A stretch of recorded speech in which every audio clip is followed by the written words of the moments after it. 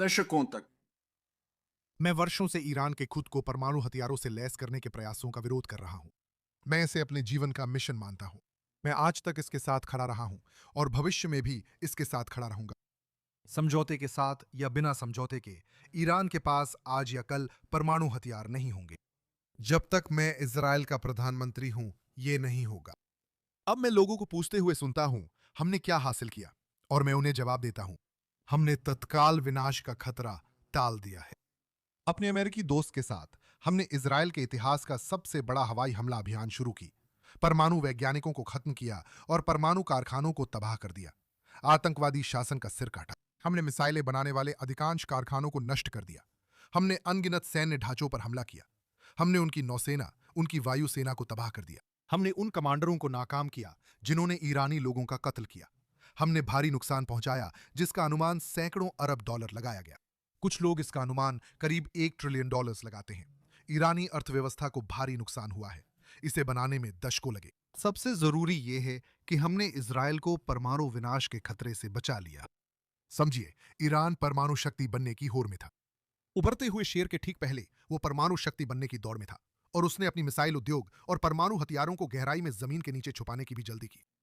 अगर हमने उस समय पर कार्रवाई नहीं की होती, ऐतिहासिक सहयोग में राष्ट्रपति ट्रंप और अमेरिकी सेना के साथ, अगर हमने इस तरह से कार्रवाई नहीं की होती, तो ईरान के पास अब तक परमाणु बम होते। इसका मतलब है कि लाखों इजरायली नागरिक, आप सभी, मौत के खतरे में थे। हमने इजराइल की आबादी के सफाए के इस खतरे को आने वाले कई सालों के लिए टाल दिया है। यही हमने हासिल किया है। हमने इजराइल राज्य को विनाश से बचा लिया है। संघर्ष अभी खत्म नहीं हुआ है। हमें मजबूत रहकर पहरेदारी और जरूरत पड़ने पर अपनी रक्षा करनी होगी। यह सिर्फ ईरान ही नहीं, बल्कि उसके आतंकवादी संगठनों पर भी लागू होता है, जिन पर हमने कई बार अभूतपूर्व प्रहार किए हैं। हमने ये गाजा, लेबनान, सीरिया और यमन में किया। हमने ये यहूदा और सामरिया के शरणार्थी शिविरों में किया। हमने ये हर जगह किया। हमने दाफ, हनिये और सिनवार को खत्म कर दिया, साथ ही हमास के कई लोगों को भी, असल में लगभग सभी को। मुझे लगता है उस भयानक नरसंहार का एक और जिम्मेदार बाकी है, जिसे भी खत्म किया जाएगा। हमने हजारों आतंकवादियों और कई ढांचों को नष्ट किया। हमने गाजा से सभी बंधकों को वापस लाया। लोगों को भरोसा नहीं था कि हम सफल होंगे। उन्होंने मुझसे कहा, प्रधानमंत्री, हार मान लो, रफा में मत जाओ, युद्ध खत्म करो। हम बंधकों को लौटाएंगे और गाजा से निकलना जीत बताएंगे। मैं इसे स्वीकारने को तैयार नहीं था। ट्रंप और मैं एक दूसरे को कई सालों से जानते हैं। वो अमेरिका के राष्ट्रपति हैं, मैं इजराइल का प्रधानमंत्री हूं। हम अक्सर एक ही नजरिए से देखते हैं, लेकिन कभी कभी राय अलग होती है।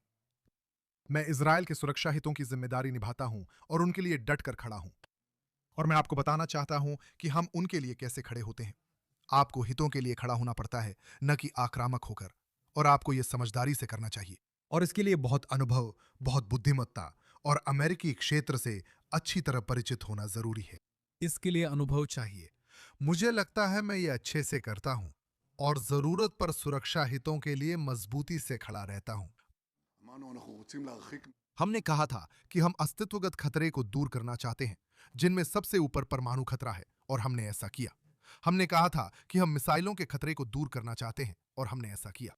और हमने कहा था कि हम ऐसे हालात बनाना चाहते हैं जिससे ईरानी लोग अपनी इच्छा से इस आतंकवादी शासन को खुद से हटा सकें।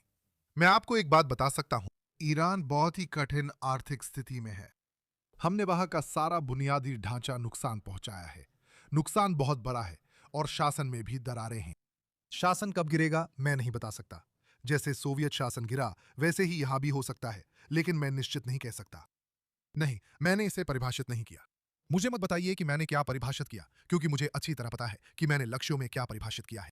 मैंने कहा था, ऐसी परिस्थितियां बनाएं जिससे ईरानी लोग शासन गिरा सकें, पर कोई नहीं जानता ये कब होगा।